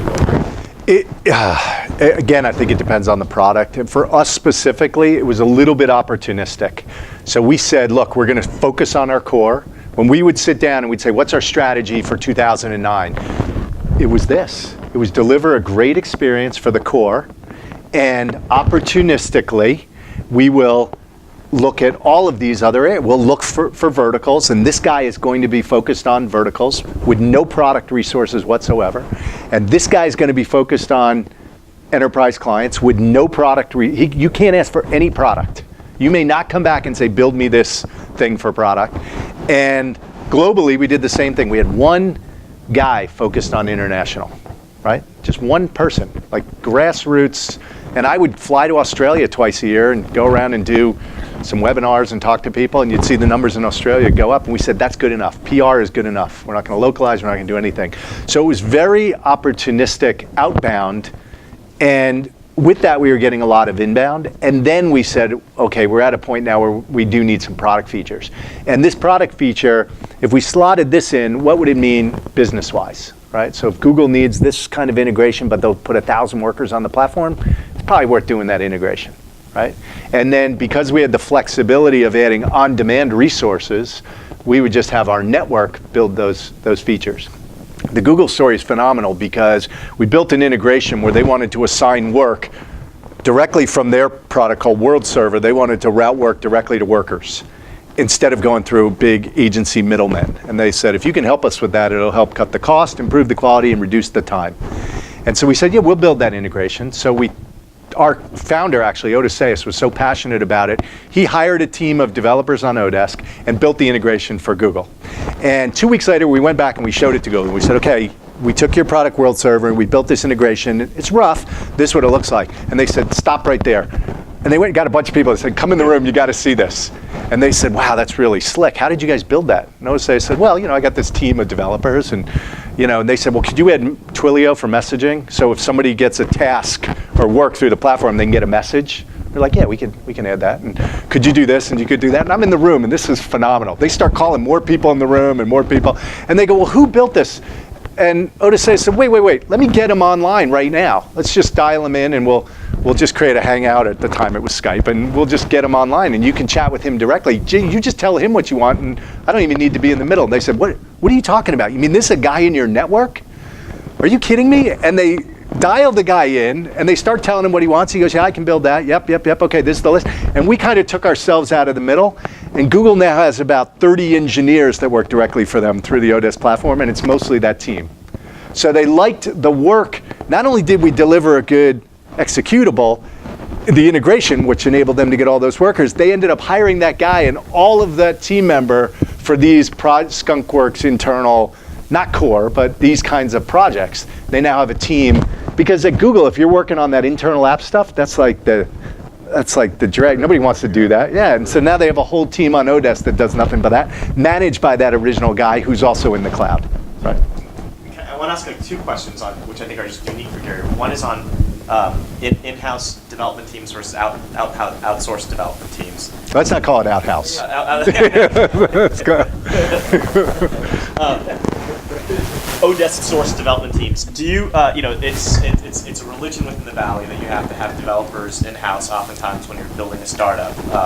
Is that something that's sacred for you as well? No, we had 0 developers in-house at Odesk. Okay. And if you started a startup, you would have no qualms about having your... I don't know if I would have 0. Okay. Because Elance actually had the opposite. They have about 20 local developers. Yeah. And now I think we have the best of both worlds. Because you got a local team augmented with a remote team. And I think the best thing you can do is local augmented with remote. Because, just that Google story that I just told, when Google saw how good these guys were and what they could build, and they were like, we can't hire that in the Valley and nobody wants to work on this stuff. And these guys are 25, 30 bucks an hour. We'll take that all day long. So you're scrappy, you're competing for talent. You can't compete against the big boys. Companies like Hired are doing exceptionally well because you can put a bounty on your head as an engineer and just claim more money and just go from job to job and just keep up in your comp because it is so damn competitive. So companies need an edge. And what I would say is a really good local team manager, leader, augmented with remote resources that's the best way to do it. Team manager or leader or all? You said local team manager leader, but you have a manager managing offshore? Yeah. Well, let me tell you what we did at Odesk. We had very seasoned, very senior, what we called architects. And the architects have been coders their whole lives, and they kind of wanted to do more. They want to be an individual contributor, but they also want to manage and lead and play more of a role. And we would give them that role. We'd say, look, you can write some code, but you're going to be the architect, and you're going to assemble a distributed team, and you're going to manage that distributed team. You're going to be responsible for the delivery, and you're going to work with a product manager. And together, you guys are going to decide what to build, how to build it, in what priority order to solve your area. So your payments, you decide what, why, how, and where to build it. Now, there's a product leader and engineering leader who have to bless that, but you're on the hook to do it. And for an architect, for a coder, for a guy who's slinging code, for us to say, how'd you like to manage a dozen distributed resources? We're going to teach you how to do that. That's a really valuable skill that I think is going to be even more valuable going forward. And any company that hired one of our architects would not only get somebody that's really good at that, but they get somebody that now has business sense because they work closely with a PM. They have management experience, and they have distributed management experience, which is just going to be more and more valuable. So I could sell that to a seasoned architect who is considering Google and Facebook and Square and Airbnb and Uber and all these great companies by saying, I think you're going to get more growth and development and impact here because of this broad role that we're going to give you. There, you're going to be 1 to 300 engineers, 400 engineers. You're just Something different, yes, right? differentiation. So, And then I want to also talk about leadership. yeah. Because you started at Odesk with just a couple people? Was that, Yeah. Like, I don't know what it was. It was about 15 people, 15 people at BA. but we had to take it down to half that right So it away. was like 7. Yeah, And then you went from 7 to 450. yeah. And you do it with such, it feels like on the outside that you built with such ease and balance. So I've got you fooled. Awesome. Yeah, and maybe. Okay, good. But wanted to ask you about being so productive Yeah. and managing all these people and keeping balance. What's any leadership tips or yeah. advice in terms of how you? This could be a whole nother I session. know. It could be a whole nother session. are- But let me give you the high level on this. Yeah. And this was one of the benefits of IBM. IBM, I was on the leadership, they have different bands of employees. And if you're a leader at IBM, they put you through a lot of management development and leadership development back in Armonk. They have their own campus and camp, and you stay there, and meals and gym and the whole thing. And at the time, I was like, this is a bunch of hoke, right? Now I look back on it and say, wow, that was really valuable. I'm so glad I had that education. Classroom, this is what leadership is. And some of the most valuable things I learned, first and foremost, is getting the right people on the bus in the first place. It's so fundamental that you have good co-founders, that your foundation layer has the very best people you can find. Because if you're going to build a company on top of that, it needs to support the weight of all of the growth that you're expecting. And if you have the wrong people, in Telebank, one of the reasons we failed is because I was with the wrong people. I take full responsibility. I picked them as much as they picked me. It wasn't my idea. I joined the team that started the company, and I joined the wrong guys. They did not have high integrity. They couldn't make decisions. They cared more about how things looked than how they were. There were so many, there was a lack of integrity. I found out that the CEO was paying his rent from our funding. Just these things that were like, you would never associate yourself with those kinds of people. So the most important thing you can do is surround yourself with great people. And if you look at how most people hire, they hire based on, I'm gonna draw you a quick picture. Okay, so you got personal characteristic, you got motivation, you got skills, and you got knowledge. What's the most important thing in this? Skills, right? So what skills do you have? You can code, you know PHP, you're CPA, whatever, these skills that you have. Knowledge, Marketplace, you worked at eBay, or Marketplace, you worked at Odesk? Oh, we need that. Motivation, what's the person's motivation for wanting the job, or their personal characteristics? What's most important?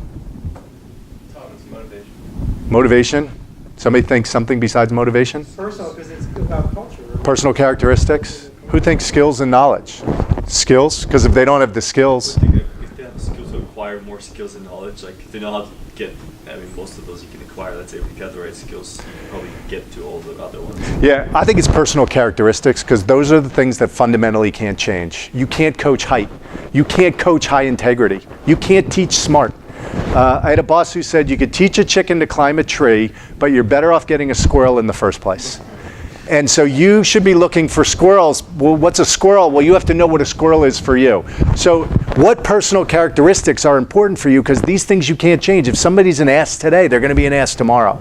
And what happens is you don't know that because you have happy years. You're like, oh my God, this guy worked at eBay and he's a rock star coder. We have to hire him, until you find out he's a total jerk and nobody wants to work with him. And that you can't fix. And so your culture goes bad because you hired the wrong person in the first place. So I would challenge you to go define this. What are the core characteristics that I want, or that we want? Go with your co-founder, sit down, spend a little time on this and say, we're only hiring people that have this, and then interview for that. And then the second thing is the motivation. Why do they want to be there? What's important for them? Personal character, we talked about it earlier. Impact, growth and development, financial reward, balance. Ask those questions. Ask them what's important. Because if they say, most important thing for me is compensation, well, guess what? You can't pay them a lot because you don't have a lot of money. You can give them a lot in stock, and if the company's successful, they'll score big, but you want those kinds of people on your bus. You don't want somebody that says, well, I care about a lot of money and I don't really want to work that hard. Or I can't work during the day because I have kids. That may be okay for you. It may not. You don't want to ignore yellow lights. You might as well find out now. Now, with that said, you're not going to hire a PHP coder that doesn't know PHP, or you're not going to hire a financial person that isn't a CPA. There are a certain level of baseline skills and knowledge that they might have to have, but that's table stakes. What you really need to do is this. That's lesson one. It's about the people. The second thing is, once you have the right people on the bus, it's really important for you to be able to clearly define where it is that you're going. And when I came into Odesk, I was there day 2. This woman said, Amalia was her name. She was a staffing person. She took me to lunch and she said, okay, which camp are you in? I go, what do you mean, which camp am I in? She goes, well, I think we're a staffing business. I come out of Manpower, and staffing is what we are. We are staffing. We help staff people, and we should be going after big companies, and we should be staffing them with the very best talent. And I was like, okay, yeah, that's interesting. Yeah, I guess that's what we're doing today. The next day, one of the kids from MIT takes me to lunch, and he goes, which camp are you in? Because I think we're a marketplace business. We're not staffing, we're a marketplace, and we should be no touch, and we should be out of the middle. We had a company with half the people going one way and half the people going the other. And it took me about 3 weeks to say, okay, this isn't going to work. We need everybody going in one direction. And at the time, I didn't even know which direction was right. I didn't know if we should be a staffing firm or a marketplace. I thought staffing firm, actually. The team convinced me marketplace. And I said, okay, we're a marketplace. This is where the bus is going. And you're either on the bus or you're off the bus. But I want everybody to know from this day forward, we're not staffing, we're marketplace. and we are going to be a marketplace, and this is what we're going to do. And this is how we're going to do it. So not only do you need to be clear as to where you're going, you need to be clear about how you're going to get there. What road are you going to take? So if you think about it in the context of a road trip, we are going from New York to San Francisco, and we are taking Route 80. We're going to go in this bus. You're going to be the driver. You're in charge of music. You're in charge of maps. You're in charge of food. Like, everybody needs to know how you're going to get there and what's their responsibility on that bus.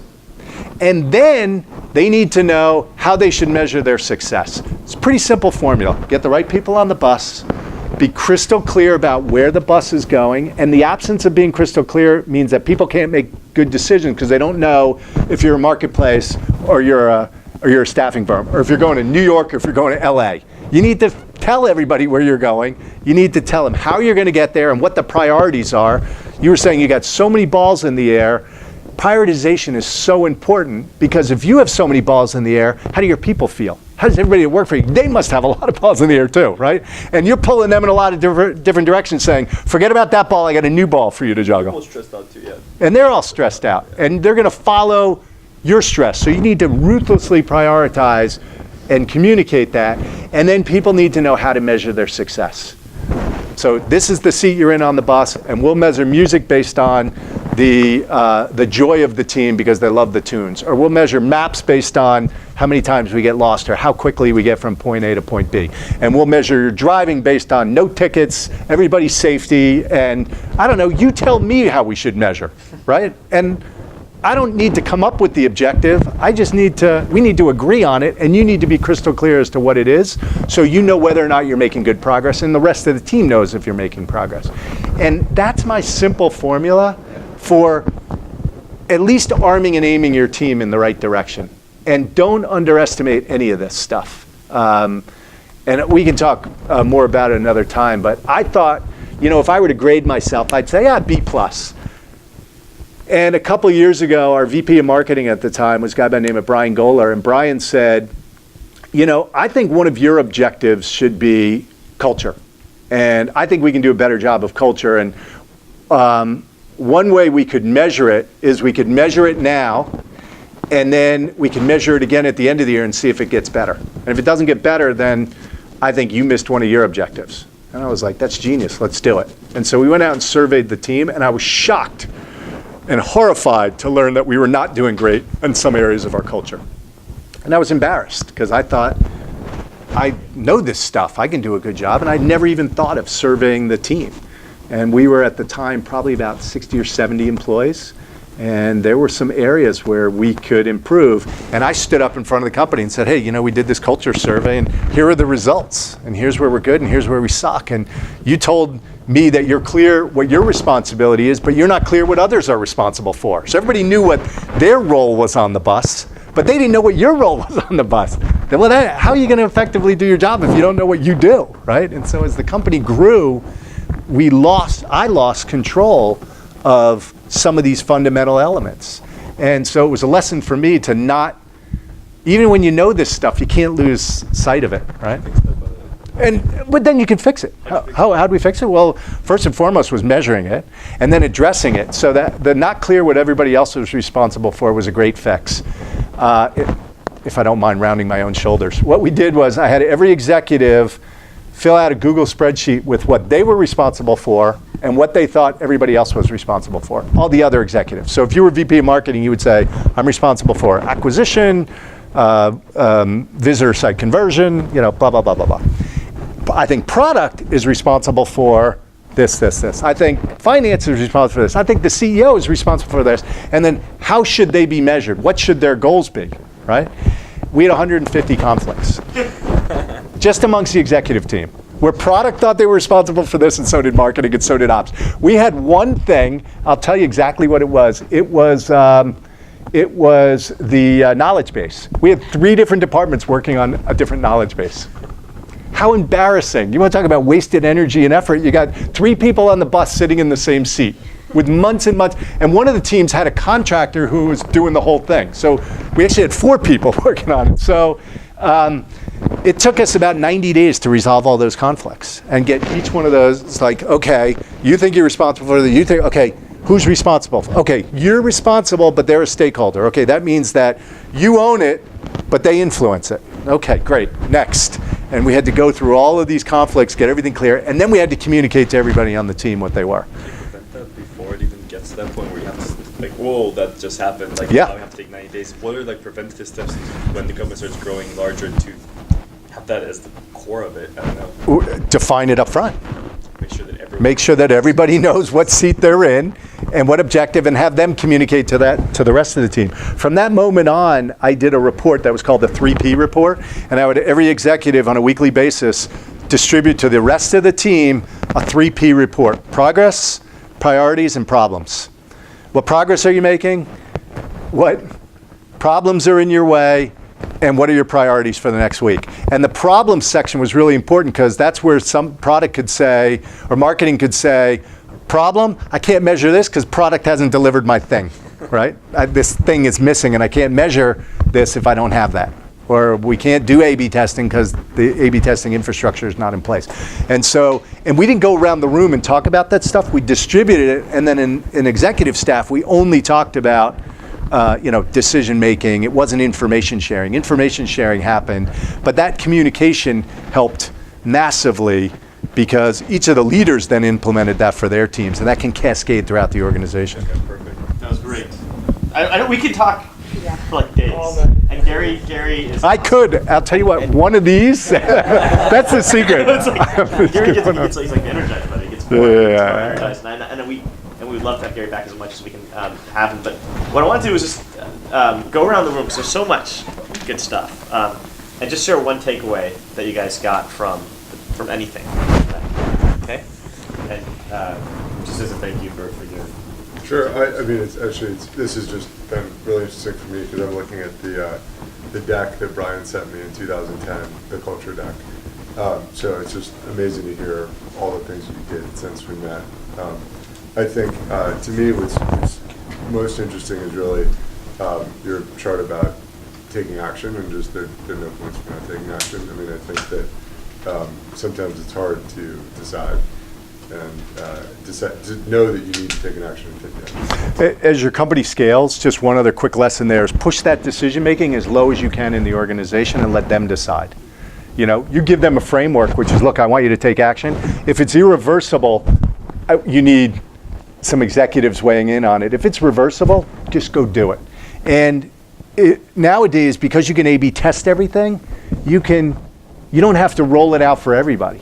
You know what I mean? So I said to the team, do whatever you want for 5% of the traffic. Like, I don't know what's going to work or not, but like even me, like I want a button on the thing. I can't go to our product team and say, put this button there because I want it. I could go to them and say, I think this is good. And they'd say, all right, we'll test it. And then they would laugh at the results, because they weren't good. So nowadays you can A/B test everything. If it's reversible, push that down as low as you can in the organization. Because I would ask from the last company, you do a lot of development, translation stuff. You can't wait 12 hours until Ukraine is back online to tell them that green was better than blue. Like, Yeah. You need to just say, do it, and figure it out. Yep. There was a lot of takeaways, but I have to say the action one is particularly relevant for me, and I think it's probably it's for our stage because startups trying to find product market fit, trying all kinds of different things, and that's why there's so much noise in terms of all the decisions. So my takeaway is to basically just pick something and stick with it. Chris. Yeah, mine would be around, I think you called it picking your major or whatever. We've been kind of going between small and large businesses. We've just got focused, and I think that's a good thing. So one quick question there. Like, so you pick. You say, that's it.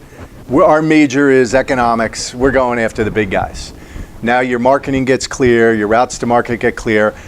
At what point do you know whether or not you picked the right major, and how much time to give yourself, and what objective would you put in place? I don't want you to answer this, but you have to think about these things, because you don't want to blindly go bang your head against the wall for a year only to say, we picked the wrong major, that guy Gary was a schmuck. Like, you have to decide, like, okay, this is what we're going to do, and if we can't get 10 customers who are willing to pay for it by this date, then we should reevaluate. And maybe that date comes and you say, you know what, we're seeing enough good signs. We're going to give ourselves 3 more months or 2 more months or another 30 days or whatever it is. But you can't go forever without some evidence. And you have to hold yourself accountable to that evidence, right? You have to hold your team accountable. And you have to make sure that you've gone all in for that. You can't go half in and half out. And the problem with IntelliBank is we couldn't pick a major. And our CEO, the guy who was actually running the company, said, this is what we are. And the very next day he'd come in, he'd say, that's not a big enough market. I changed my mind, we're this again. He couldn't actually do it. He couldn't pick a major. We couldn't pick a major. I take full responsibility for not being able to convince him to pick a major. I really like the focus on personal characteristics as the primary in engineering. Hires a person who's really remarkable, but and like he has a big S and K, but his personal character is kind of a question mark, and I think it's You got to reevaluate it, and don't have happy years. You're like, yeah, but I really need this guy, and engineers are so hard to find, and we're just going to live with it. And you may decide to do that, but I think you need to manage it. And we had a guy who was off the charts on skill, and let's just say that this was sort of attitude, right? And he was here. His attitude sucked. And so much so that there's a blog that I think it's Shit Sergey Says, and people put stuff that he puts out because it's so bizarre. He's like, you're stupid, you know, that stupid, most stupid idea I've ever heard. Very Russian, whatever. And nobody ever told him. And he came to me and I sat him down and I said, look, Sergey, I drew this picture for him and I said, you're here. This is where you are. You're abrasive. People don't want to work with you. Like, it's to the point where the culture is worse because you're around and you're not happy either. Like, this is stupid and that's stupid and people are noisy and you don't like the environment and we give you your own office and then you say it's too hot and the walls aren't soundproof enough and it's just not worth it. Like, you're a brilliant engineer, but the challenge and the complexity of working with you, you're just a negative for our culture. And, you know, I don't need you here. And guess what? There's a lot of people that have phenomenal attitude and they're arranging happy hours, but their work output sucks. But I do need you to move this way. And if you want to be a leader in the organization and you really want to contribute, we need you to move. And I thought he was going to quit. Like, he was even arguing with me in that meeting, you know, but I told him this, right? And I drew the picture and showed him.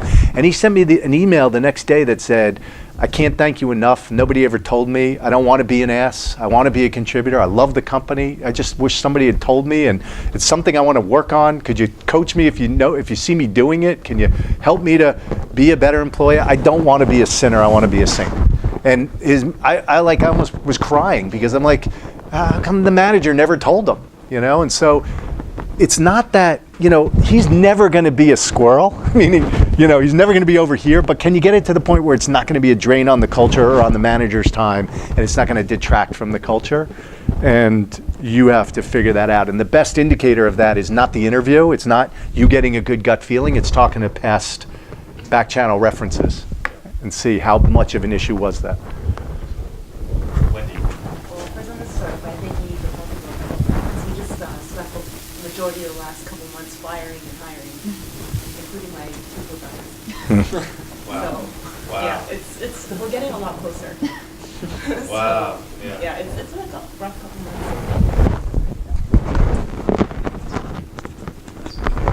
Yeah, I really enjoyed what you said about market segmentation and that like three-way HBS graph and just kind of that transition or picking kind of an initial, like you want to start with small guys, big guys, how do you bridge that gap and all that stuff. Super interesting. The whole package. But I think the whole thing sort of derives from the culture and personal characteristics. And I don't think any of us being here or also, you know, other places that work really pay enough attention to that. You know, it's hard. But when you do, we had an experience where we had a date certain asset sale. 30 people in the company, great team. There wasn't one iota of bitterness amongst any of the people who we read because we had the culture.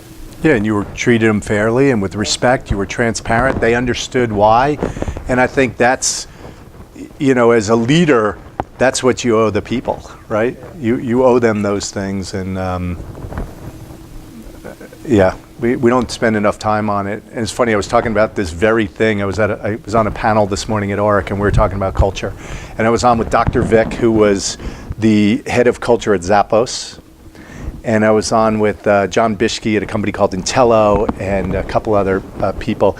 And everybody knows how important it is, and everybody knows how to do it on paper, but there's few people that actually practice it. And it's just so fundamental to getting in the right direction in the first place. And somebody asked a question from the audience. They say, hey, we're up to 50 people, and I still feel like, it's a bunch of people sitting around playing Xbox and we're not acting like a company. And it's not that you have to be professional, tons of process, but you do have to have a culture that, It's a work culture. Yeah. But